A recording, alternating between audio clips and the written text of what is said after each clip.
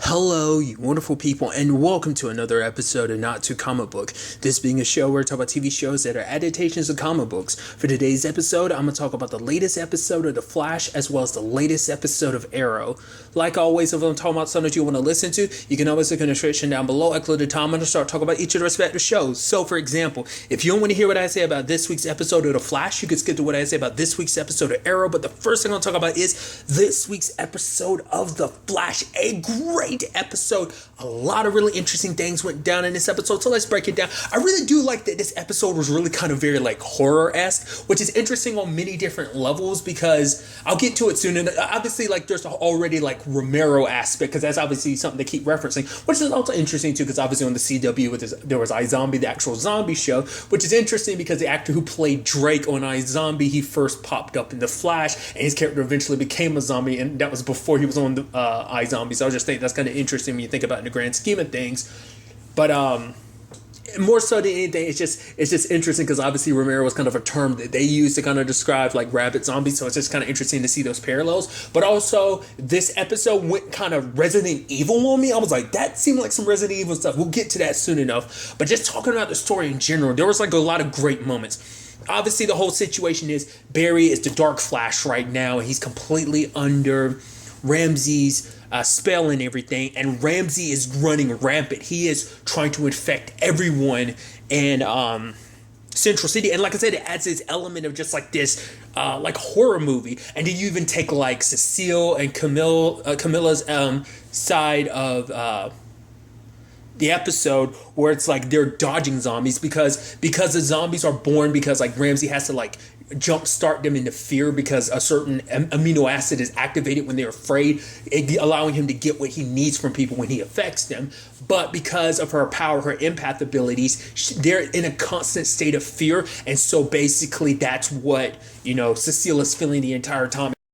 And Camilla's like, that makes you literally a zombie detector. And the fact is, they're sneaking I think they're in the CCPD, and just of them sneaking around or whatever, wherever they are, like obviously zombies are around, and even the music cues kicking up. I'm like, that's something like very like, this would be something you see in like a zombie movie or something you'd even see in like The Walking Dead or something like that. And I just thought that was kind of a neat little element to the episode. But not just all that, there's the whole, and I like this whole situation because obviously Cisco's been put in a position of leader. So for him, it's like, okay, I'm working on something that basically, if we use it, it means like taking out Ramsey and kind of undoing his infection, which would undo the infection in everyone else. But Iris is like, okay, you tested this, right? He's like, no, I'm barely even done to finish making it, let alone I've not had time to test it. She's like, no, you're not going to test something on my husband. But, because for Iris, it's like the fact is Barry might still be in there, which Cisco's is adamant about. Like, the fact of the matter is, you already saw Barry. There's no part of Barry left. So all we can do is try to stop Ramsey, and by stopping him, we'll save Barry. And obviously, but for Iris, it's like, no, I have to go there to bury myself. But, Cisco is like, the fact of the matter is, if you go there, you could get killed. But for her, it's like, through sickness and through health, it's like, we made that vow to each other. So she goes to Barry.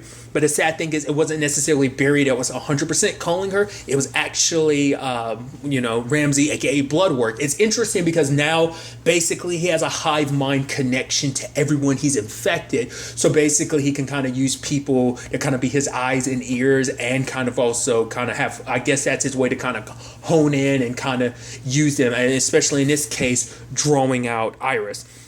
There's even that moment of him almost shaming Iris. It's because, like, your husband chose life. The fact of the matter is, you, a wife, how can you be so okay with letting your husband choose death and sacrificing himself? So because he's projecting, because obviously those are like issues like he had with his own mom, so he was projecting his own issues onto Iris with this whole thing. So obviously that was him just being super judgmental. You don't have the right to kind of talk about their situation. But once again, in Ramsey's twisted mind, he believes he's doing the right thing. He thinks that he's doing good. He's like, I'm curing humanity of death. Even if I have to hurt people to do it, it doesn't matter in the end because I'm saving lives. I'm the hero here. All of you trying to stop me are the bad guys.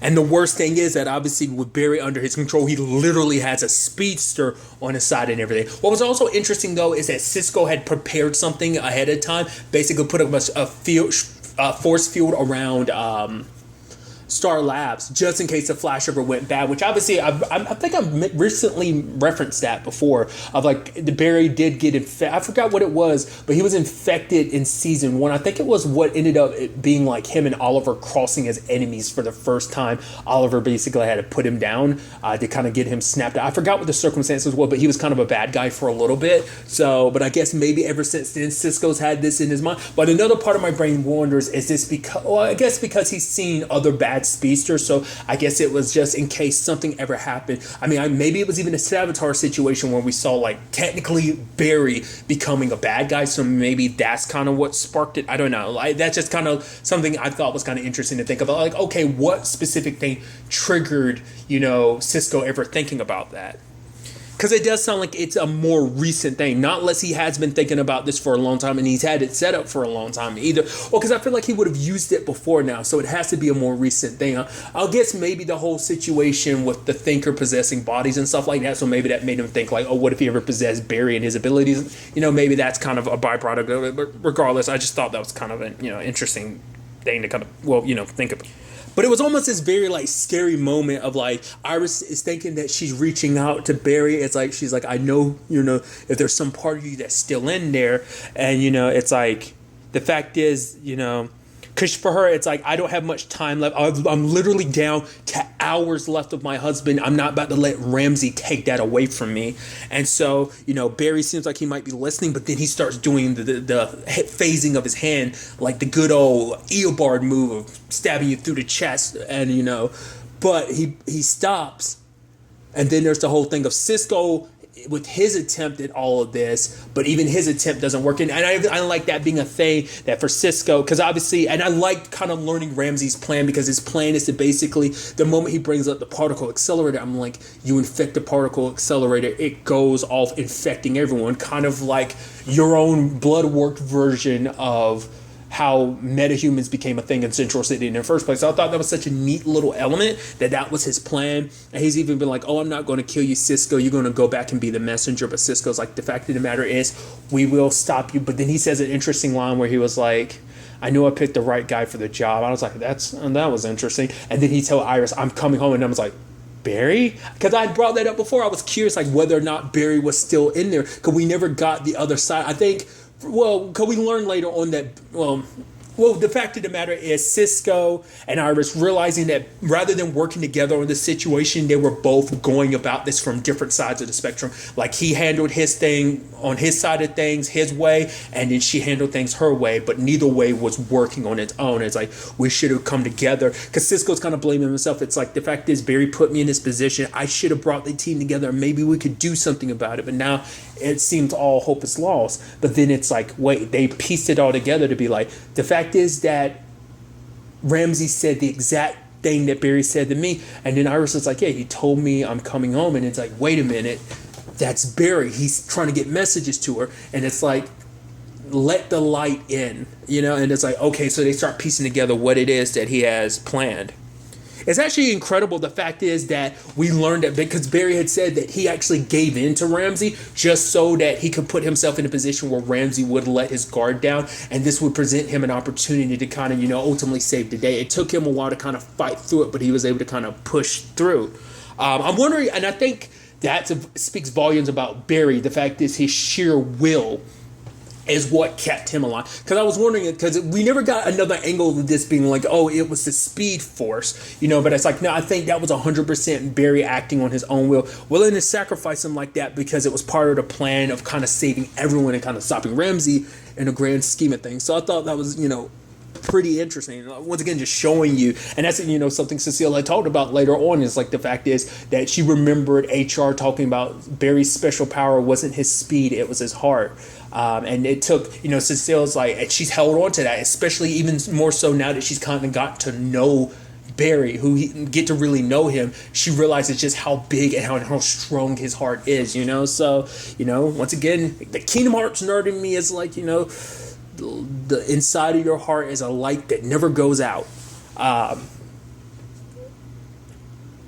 But regardless, because despite, Barry kind of having his doubts and everything and succumbing a little bit to everything that Ramsey was doing last episode, I just thought it was kind of incredible. And obviously having all like the zombies like running amok in Star Labs and everything. But luckily Allegra was there, and Allegra's power, because obviously like they're using her powers as a means of kind of like using also the particle accelerator with a combination of her power to kind of jumpstart a cure to, and we're kind of do the opposite where he wants to send his blood work infection everywhere. They're going to send a cure all across the city and everything to kind of cure everyone. So I thought that was kind of a pretty dope element. And obviously she had her doubts, because I also like that they tied this into what was going on with Frost, because Frost was like, no, I froze, because for her it's like Barry and Ralph were in their situation, and she panicked because she was scared, because it's like, if I do something wrong they're both dead. And she couldn't, once again it's that thing of like, for the first time, like, she's usually, like I said, she's the heavy hitter. She usually comes in because it's time to fight and stuff like that. And when it comes to a situation of like, I gotta help people, especially these are people I care about. If I mess up, that weighed down on her. But Caitlin was like, the fact of the matter is, this is a situation where you have to take that fear, you breathe in deep, and you do what you gotta do. Like, you push past that fear and kind of, do what needs to be done, and that's help. Because in this particular case, Joe was messed up because one of the zombies had attacked him. So.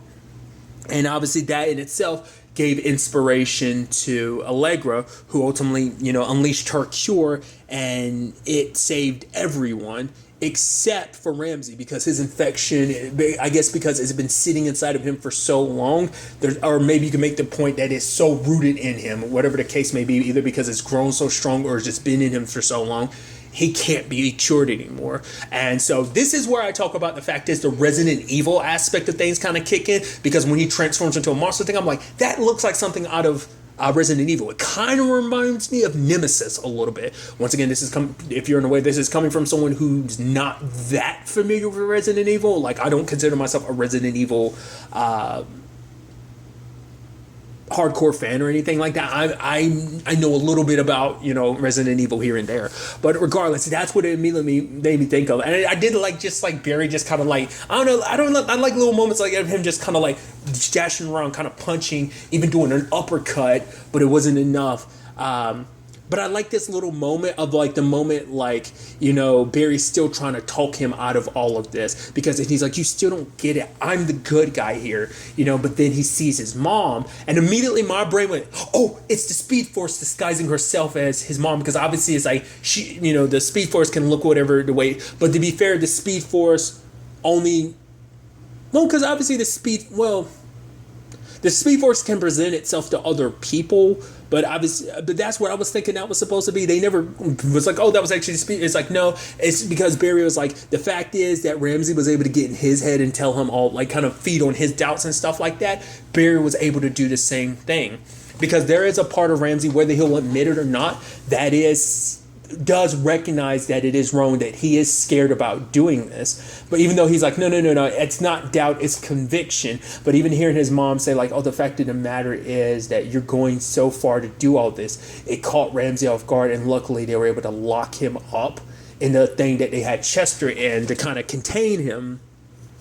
But obviously he's still threatening to come out of there, like, when he does, like, all of you are going to accept my gift of this eternal life. There is an element to this I find very fascinating, where it's like, oh yeah, we handed him over to Lila and Argus, which I'm like, this is an interesting time to hear that line of dialogue. You handed him over to Lila, which is like, well, we know Lila's not necessarily bad, at least where they kind of set up everything between her and the Monitor last episode of Arrow, so it's like, I don't know. It's just interesting, because part of me then brings up the thing of like, okay, well, could we know Ramsey was never seen in any of Barry's visions, and maybe that's why this was the case, because he wasn't involved in all of this, or maybe he is involved in actual crisis thing, so maybe that's why he wasn't there getting wiped away by the antimatter. Maybe it is just because of what he is that he wouldn't be wiped out. He would kind of almost pull a Deadpool, and just even from the smallest fragment be able to come back type of thing.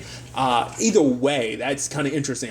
Makes me even think like, okay, will Ramsey in some shape or form play a role in this crisis just because of the whole Lila connection? Maybe not. Maybe that's just me reading too much into it, but I'm like, I don't know, man. that seems like since they made a point to be like, oh yeah, like Lila's got him. I mean, that'd be their way of like making sure he doesn't stay at Star Labs. But part of me is like, I don't know, man. It'll be interesting to see, what that ends up potentially becoming later on. So, but luckily they were all able to save the day. I didn't talk about this earlier, but this was kind of a thing between Cisco and Iris. It was a thing of like, it didn't seem like they were necessarily, like, obviously the whole conversation, like, obviously Cisco had his time to kind of process this whole thing about Barry, and it seemed like obviously that was a thing that Allegra was that was a storyline element where Allegra was telling Iris to basically prepare for it. Like, you need to write this article about Barry, about your husband, about what's going to happen to him during crisis and everything. So, but there was a whole thing of like, the fact of the matter is the reason why Cisco was willing to make a sacrifice, because I think for him it's like, it's a thing where it's like, if it means kind of for the greater good, it's kind of a sacrifice, because for him it's like, we were going to lose Barry regardless. It was like, whether it be crisis or whether it be this, Barry was going to be gone either way. And the fact of the matter is he did everything he could to prepare us for that, which all of that kind of circles back around, because obviously Barry's thinking Allegra for her part to play in this, which it's like, hey, she's like, but you should be thinking Frost, which obviously Frost and Caitlin are having their conversation, because for Caitlin, she's so proud of how much, Frost has grown in all this time. Like, the fact of the matter is she kind of helped save the day, I did like that moment when Joe got hurt and she kind of like did like a Frost clap and kind of knocked everybody back. I was like, oh, that's pretty dope. But I thought it was kind of a sweet thing of her being like, Caitlin, I think it's time for you to, take over, because I think they're going to need you to be here in case of, for whatever comes during crisis, because she's kind of OG Team Flash. And it's like, for her, I guess Frost is like, the fact of the matter is you need a heavy hitter, I'm here, but they're probably going to need your brains to figure out whatever is coming, And so I thought that was kind of a neat element to it. And then there's a whole thing of like, obviously everyone's sitting around, like, obviously for Barry, it's like, the fact is, when you gave me this watch, it meant the world to me. So it's like, I want you to have my watch, to know that no matter what ends up happening, for Barry, I think it's going to be like, know that there's always going to be a part of me that's with you, and for Caitlin, she's like, everything that, you kind of coming into our lives is such a great thing, because for her, like, obviously because of the particle accelerator, she lost so much, kind of sort of lost her job. She lost her, obviously fiance at the time, and just like, there was so much, and she had lost so much, but now because of Barry being in her life and everything, she's gained so much. Even Cisco being like, yeah, I kind of wish I could go back to the days, before, the doppelgangers, the whole other Earths and stuff like that, and the time travel, when it was just us against the bad guys. And I even love Iris being like, well, I kind of didn't mind the time travel and stuff like that. Even I'm like, yeah, it's crazy to think about it. The good old days before time travel, before the multiverse. It's like, man, that seems like forever ago, because it was. Once again, I've talked about like how Arrow's kind of like, going back through certain things, kind of almost playing like the greatest hits in a sense, of just kind of like a lot of stuff for Oliver's coming full circle. And the same thing in this regard. And I love this line from Iris where it's like, when Barry was inside of the Speed Force at the end of season 3, for her, she'd often have Cisco vibe her back to that moment in season 1 when he first time traveled, when he was trying to stop that wave, and like him and Iris had their first kiss, but she doesn't remember it because that timeline got erased, and I'm like, dude, it's like, wow. And the way Barry, it's like, oh, Barry never knew that. That was something she was only telling now. It's like, oh, that's such an interesting thing. And for her, it's like, the fact of the matter is, she was able to kiss the love of her life for the first time twice because of it. So that's what she kind of likes the memory so much. I'm like, that's so sweet, dude. And it's like, for Barry, it is a thing of like, no matter what this crisis brings, it can't break this. We've already won even before crisis because of what we have here. This bond, this team, this family that has been created is so much stronger than what's coming. And then the hour strikes, and it's like, whatever's coming is coming. The sky turns red. It's like Team Flash is getting ready for crisis. Obviously, you had Nash doing his thing. It's kind of interesting because obviously the stinger at the end of every episode is obviously that clip of like what's leading into crisis. But now we kind of get a little bit more of that in this episode because of, seeing Nash's side of things, Marnovu telling him, like, oh, kind of bow down, all this knowledge will be yours, which he is like, I'm not going to bow down to you, like, you think you can underestimate me. The fact of the matter is, do whatever you're going to do, but I'm going to find a way through, which obviously, because of the setup for Crisis at the end of every episode, we're realizing, like, okay, so once again, the whole thing of like what that means for Nash, like why he's been hunting Marnovu, which obviously, once again, Arrow kind of painted him as a villain, but then it seems like, oh, maybe he's not a villain. Supergirl is making it seem like, oh, he put John through the ringer with the whole Malefic situation to train him up. You know, all of this is some test in some shape or form. But like I said, Nash has been traveling across different worlds. It's like, you've done this to so many different places, which obviously Barry Allen from Earth 90 had already brought that up during Elseworld. So it's a whole thing of like, where are we taking all of this, dude? I am so excited to see where all this takes us. Obviously, we're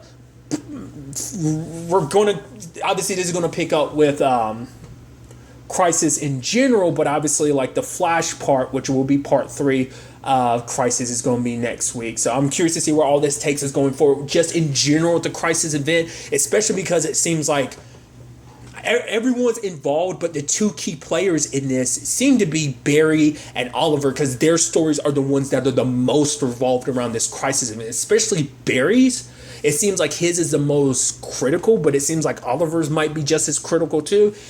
Dude, I'm so excited to see where all this takes us leading into the Crisis event, as well as just the rest of the season, especially because it's like, okay, so Ramsey's been taken out of the picture for now. Doesn't mean he won't circle back around, because there's also that whole thing that has to be thought about. There's that organization that Esperanza, Allegra's cousin, being connected to, and that they killed whatever lead Allegra, Camilla, and Iris had last episode. Was that last? No, not last episode, but the episode. No, I think it was last episode. I think. Yeah, it was last episode. Regardless, I'm curious to see what's next. And now moving on to this week's episode of Arrow, another great episode. A lot of interesting things went down in this episode, so let's break it down. Obviously, everyone's on Lee and you being like, wait, why are we here on Lee and you? Like, but Oliver's like, yeah, this is all kind of where we need to be. Lila's there, and obviously Diggo's not willing to listen to her, but Oliver kind of stands up for her, being like, no, we have to. Marnovu isn't the bad guy we thought he was. The fact of the matter is, for him, everything, it's like, okay, so why you have such a tune? It's like, well, the fact of the matter is I was kind of sent into this alternate thing where I had to learn the lesson of kind of accepting what my fate is. And obviously this is where William and Mia learn about Oliver's situation of knowing that, hey, I mean, to be fair, once again, it's that thing of no one has taken this well. Obviously, we've seen how Team Flash has, handled the fact is of learning that Barry has to die in Crisis to save all these different lives. And obviously, like, all of these pieces they've been putting together, a weapon that made it seem like it was a weapon meant for Marnovu, that's what they were kind of building it for, but it's like, it's a weapon for something else. And obviously, even Lila herself doesn't know all the details, but she kind of explains it later on to John, because John has the biggest reservations about this whole situation, because it's like, the fact is, you said we'd be open and honest to each other, but the fact of the matter is you're lying to me. But for her, it's like, the fact is, Marnovu kind of made it clear, like, we weren't, the silence was probably the best option, because it's like, if, all this, nothing would kind of get done, because they wouldn't believe him, so it's probably more so actions speak louder than words. It's like pushing you in these different directions to do all these missions that leading to building up this weapon and everything, without giving you the details, because it'd be faster that way than rather than trying to explain, because they wouldn't explain. It's a hard thing to understand.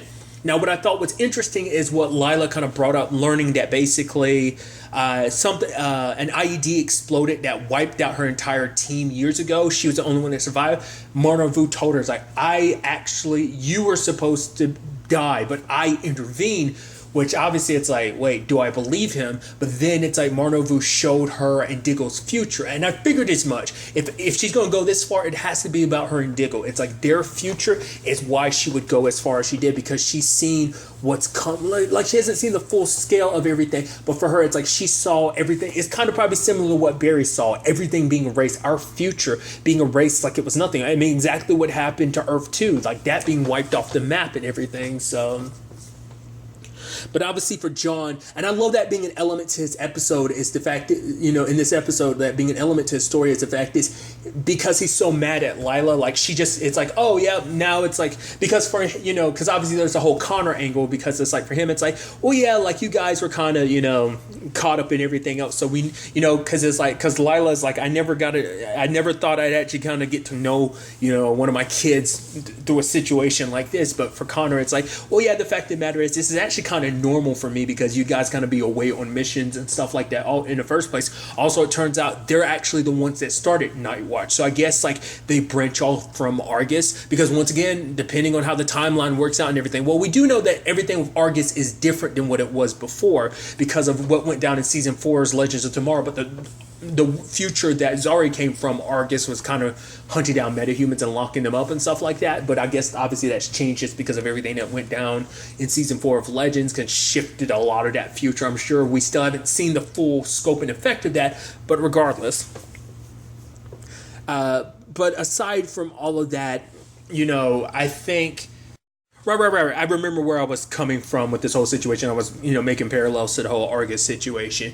But for Diggle, it's just the fact is that she's secretly been working behind our backs with this godlike being, this deity and everything. And obviously it rubs him wrong. Because for him, it's like, because Lila is so willing to accept it that he still wants to fight it. Because by you being like, oh, this is how things have to be, that means you're making me say that I have to accept that, my best friend, my brothers, and if I said that, I mean, obviously, because Oliver is a brother to him. It's like, I have to accept his death. This man that, I've gone into battle with so many times, you're telling me I have to basically accept his death. Oliver's kind of in a position of accepting it, but, and Lila's kind of accepted things that they are, but obviously that's a big thing for Mia, William, and Diggle of not accepting things. And obviously there's a whole thing with, Roy, whose arm, got trapped under, like, obviously when the plane went down and everything. And obviously they were, obviously Connor came up with the idea of, like, we need to, amputate his arm to save him. But, like, obviously, like, Diggle was like, no, we'll fight. Like, obviously this was kind of him projecting,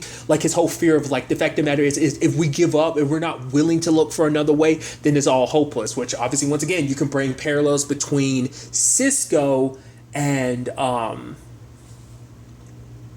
Diggle in this particular situation. Both of them so desperate to save the people that they care about most, well, some of the people that they care about most, the person that is kind of like, a best friend and a brother to them, so I thought that was just kind of a neat element with, once again, the kind of parallels you can draw between, the Flash and Arrow in that regard. But ultimately they ended up having to amputate his arm anyway. Like, I feel like I remember a storyline of him getting like a mechanical arm anyway. Did he get one in Teen Titans, the cartoon?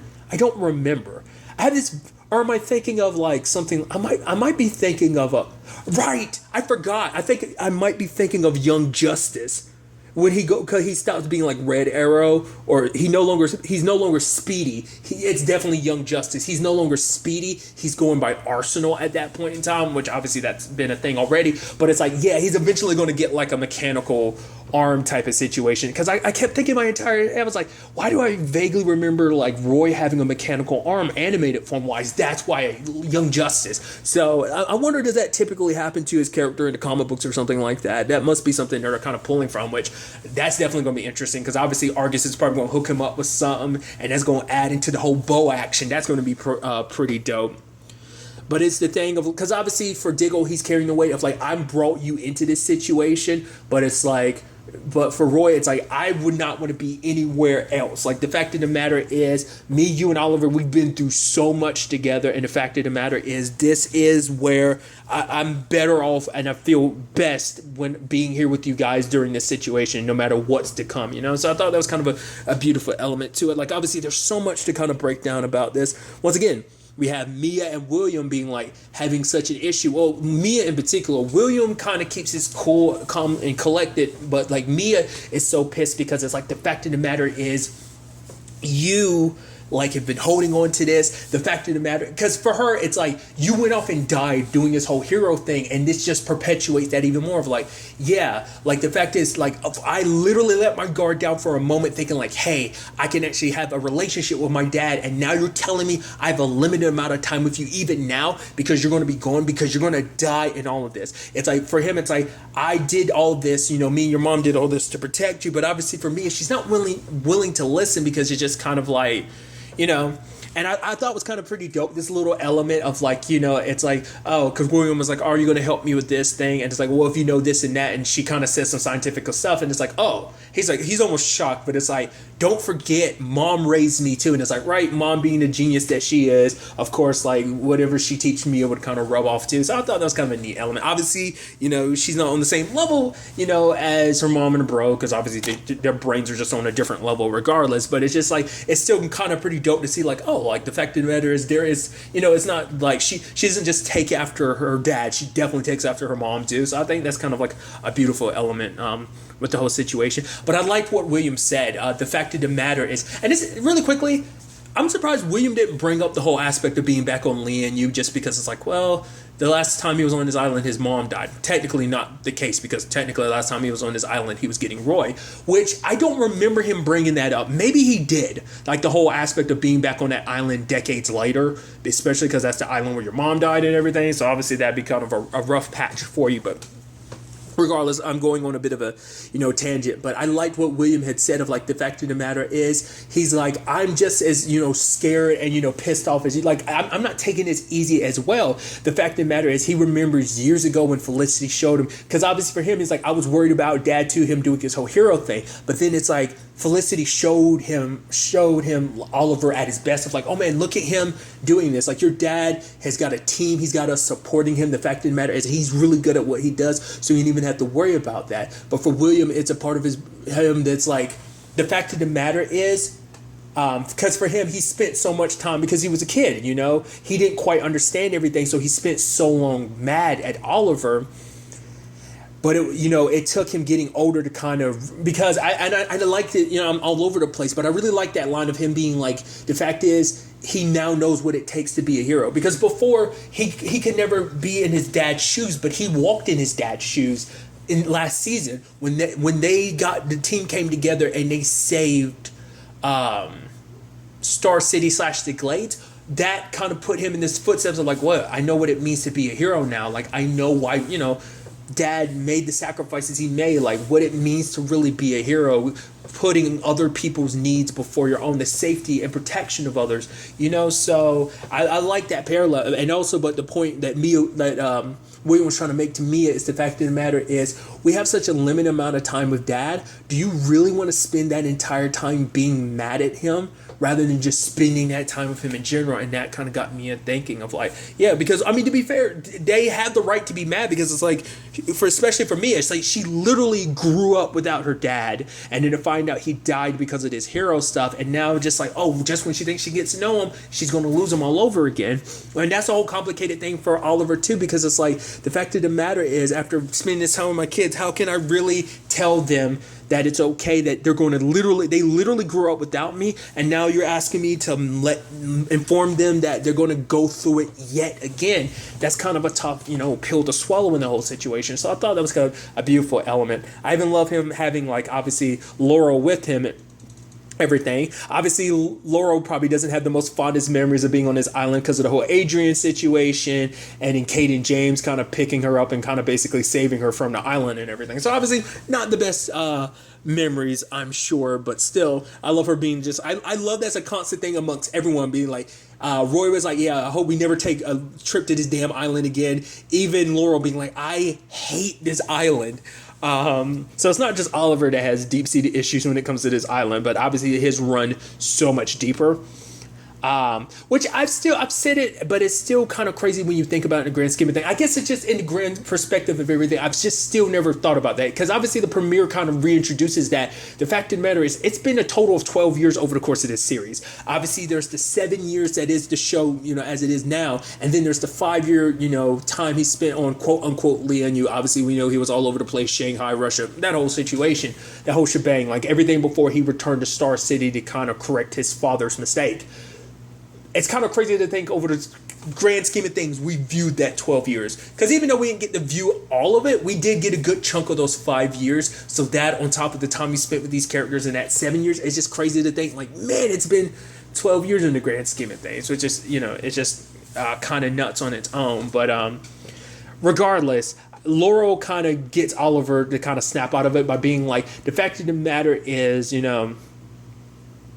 don't waste this time you have, getting so caught up and not really spending it with your kids, because the fact of the matter is, you already have so many regrets buried on this island. Don't let William and Mia become even more regrets that you have, basically heading towards your grave. Obviously, he runs into some old enemies. I won't lie to you. He mentioned fires. I'm like, I don't remember you. But obviously, that's a season 1 thing. I'm like, dude, to be fair, we're on Lian Yu. Once again, everything coming full circle. But I was like, I didn't know what they were going to do with it, because now the island's haunted by ghosts, which obviously this is meant to be like, well, it's a byproduct of some strange energy that's happening on the island, because the island looks the way it does. But it's like, because even Oliver's like, yeah, because I didn't even think about it at the time, but they're like, yeah, the last time someone was on this island was a couple years ago, and that was Adrian Chase, who blew it up at the end of season 5. So, but the fact is, it's so green and lush again, and then it's like, oh, like there's some like energy here, which is also bringing dead people back. In particular, because it's supposed to be almost part of a trial, it's all these people that were connected to early days Oliver. So that includes Fires and Wintergreen, which is interesting because that's the character that's played by because of Titans. The dude Wintergreen, who's assisting Slade. Obviously, I brought it up when I talked about Titans. He was in an episode of The Flash a couple years ago. He was one of the potential other halves to Firestorm when Stein had lost Robbie. Not Robbie, because that's Robbie Amell. Robbie Amell's character. I'm blanking on his name. Caitlin's fiance. Jesus, I'm so sorry. Regardless, I just think the parallels there are just interesting, because it's like, oh, you kind of tie that together of like, yeah, years later, you're kind of playing a different character. It's kind of in the DC universe. Much like Alan Richardson, who was playing... he was playing Hulk now on Titans, but he was also obviously in Smallville. He played Aquaman. It's that same vein of things. So it's just kind of crazy when you think about it. Once again, I'm going a bit of a tangent, but it's crazy to see that. Once again, like I said, I barely remembered him, but it's like, oh, he's there, and then Shadow's dad pops up, and it's like, oh my god, to literally have it come completely full circle, because he was the one that taught Oliver everything at the beginning. To think that, and it's almost like this full circle thing of him trying to teach Oliver a lesson, because he's like, oh, I hope you're not that same person you was before, which Oliver was like, I'm not, I've grown and changed. And he's like, we'll see. But Oliver was just as impatient. He's like, you're just as impatient as the boy I met all those years ago. And Oliver's like, the fact of the matter is, I have to hurry up, I don't have that much time. And it's like, for him, it's like, Young Feng was saying, like, basically, what I taught you was survival, but it's not just like physically surviving in many different regards. Like the fact is, he's like, I live on through my daughter Shadow. Much like you, despite whatever your fate ends up being, you will live on through your children. So basically, take the time you have with them and cherish it. That's kind of like the lesson of surviving in a sense of living not only just for your death, but living to enjoy the time you have left with your kids, and to let them be the ones that kind of you carry on through them. And I thought that was such a beautiful message, especially once again, like the man who taught you how to survive, who basically put you on the path to become the something else that you became, the hero that you became. Like there were many steps along the way, but Young Feng played a large role in you becoming the hero that you are. And that was even something Oliver had brought up. I mean, it was kind of pretty dope seeing everyone kind of suited up, and him at the Young Feng at the end too, and all of them fighting. It was pretty badass. And then there's the whole situation with like, okay, so the weapon, it needs a particular signature. It's like, okay, so it's Oliver's, but it's like, no, it's not. It's Lila's, because even Lila was like, I was brought back for some reason. Even she wasn't 100% sure what her part to play. Like, everyone that's playing a part in this has some important role in this crisis event. The fact of the matter is, it's just not all clear, because I think it might be that thing of Marnov who doesn't want to tell people because it might shift you away. Like, I think it's the thing of like, everything happens to you in the time that it's supposed to happen to you to put you in a position where you need to be, you know. It's a roundabout way of me saying like everything happens to position you put you where you're supposed to be. I kind of said it in a very long-winded way. I do apologize, but we see that obviously like Lila touches it. She ends up absorbing like basically energy that's making all the ghosts there. So it's like she's the one that basically she's the weapon that's supposed to be there for this crisis event. We see her kind of go through a portal, and obviously that's something that's flowing through Diggle's mind. There's so much emotional stuff at the end of this episode that I loved. Oliver and William kind of having, their heart to heart, It's like I said, because William had been like, for so long I didn't understand, but like now he does understand. And, for Oliver, it's like, I'm grateful. The fact is I was able to see the man that you become, the hero that you become, and they kind of hug it out and everything. So I thought that was kind of neat. Then like there's the whole situation with Diggle and Oliver, which I thought was kind of beautiful in the sense. It's like, once again, it's like everything is coming full circle there too, because it's like this John was the first one Oliver brought into the fold, and for him, it's like the fact of the matter is, a brother in arms in the, in the war and everything. Knowing Diggle felt like, once again, he was kind of projecting, but everything, it's like because he felt like. Even everyone's saying that everything was almost set in stone. Oliver's death is set in stone. That, for him, it's like the fact is I couldn't find another way. If I didn't find another way, he felt like he was failing Oliver, which Oliver is like, you can never do that. Like, you're my rock. You're the strongest person I know. You've been by my side through this all. And, and it's like, Diggle's like, I know you're going to have to do a good chunk of this by yourself, but until then, I'm going to stay by your side throughout all of this, as much as I can, which like obviously that begs the question like, well, we know potentially where Diggle and Lila's story is, because obviously they're not around in the future because of the whole JJ because things turned out the way they did with JJ and Connor. So it kind of begs that question, once again, is this going to be something that we say goodbye potentially to Diggle because of this crisis thing, maybe even Lila, I mean, because the future isn't 100% set in stone. It could be potentially changed. Hell, we even had Oliver telling Diggle to some shape or form get them back to their time, because that was also something I was wondering. I mean, like I said, it depends on the whole how Crisis plays out, but obviously there's a whole talk of like, a Canary spinoff. I think that is now a lot more solidified now, because before I think it was a rumor thing, but I think now it is, or maybe they're still in talks, but I think that is more solidified as a thing, because they kind of went meta in this episode, but we'll get to that in a second. Even Oliver kind of saying goodbye, it's like thanking like Dinah and Renee for being by his side. He's like, whoa, why does it sound like you're trying to say goodbye? It's like, nah, this isn't over until it's over, Oliver. So till then, like, we're not kind of saying goodbye. But, for all, because that was something Young Finn was kind of telling him to do. It's like, say your goodbyes. And even him talking with me, I thought was pretty dope, because for him, it's like, he had a lot of anger towards his island because there were so many reminders of all that he's lost on his island. He's lost so much to this island, and it's like he's still a little angry about it, obviously, but for him it's like, if it wasn't for this island, I would have never grown. This island made me into a better person than I was, because we've seen who Oliver was prior to landing on Lian Yu. All the things, for better or worse, all those experiences have made him into the hero that he is today. He's like, if it wasn't for Lian Yu, I wouldn't be where I am right now. Able to stand here before my daughter, proud of her, And I thought that was a beautiful, beautiful sentiment, especially in the grand scheme of things of like, Mia herself kind of understanding more so about like everything that her parents did, like all of it was for her sake, for everyone's sake. It's like, because for Oliver, this isn't just even about his family anymore. They're a big part of this, but it is also about saving the multiverse.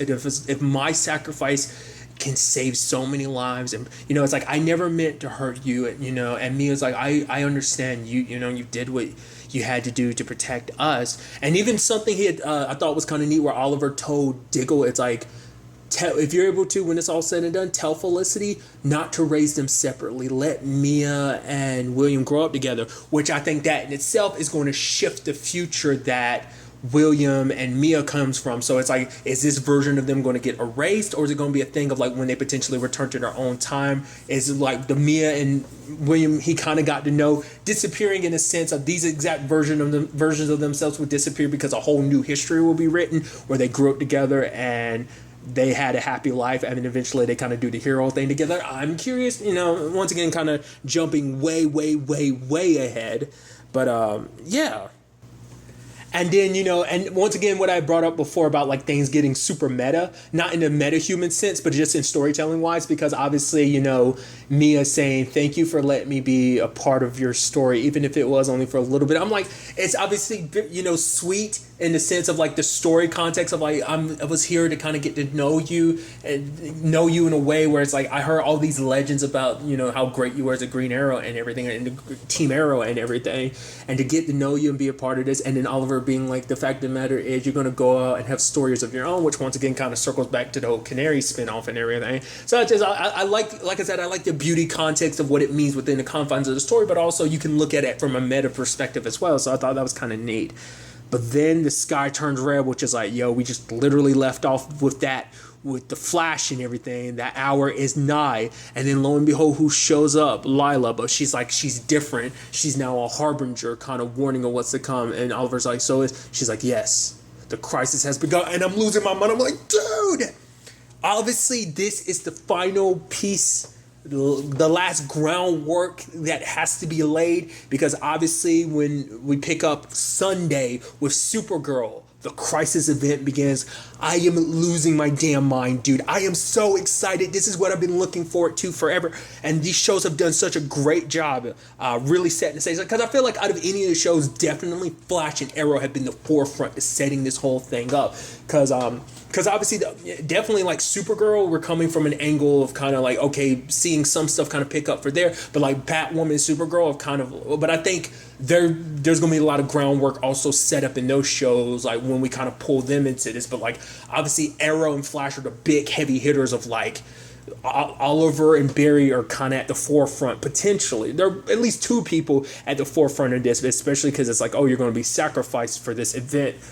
Dude, I can't stress this enough. Literally, I think like the final trailer came out today. I have not watched it. I can't bring myself to watch it. I don't want to watch it just because I'm like, I want to go in. Like I've said, I picked up stuff here and there about like some of the stuff we'll see, but like actual footage, I've avoided it like the plague.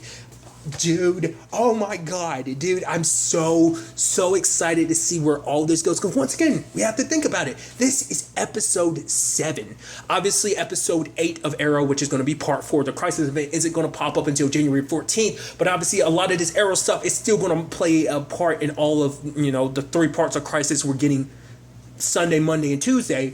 But regardless, like, when we return like from the Crisis event, like when it's all said and done, there will only be 2 episodes of Arrow afterwards. So it's crazy to think that we are at the end. What this means for Oliver, what this means for everyone, is William and Mia going to get dragged into this Crisis event, whether Oliver wants them to or not.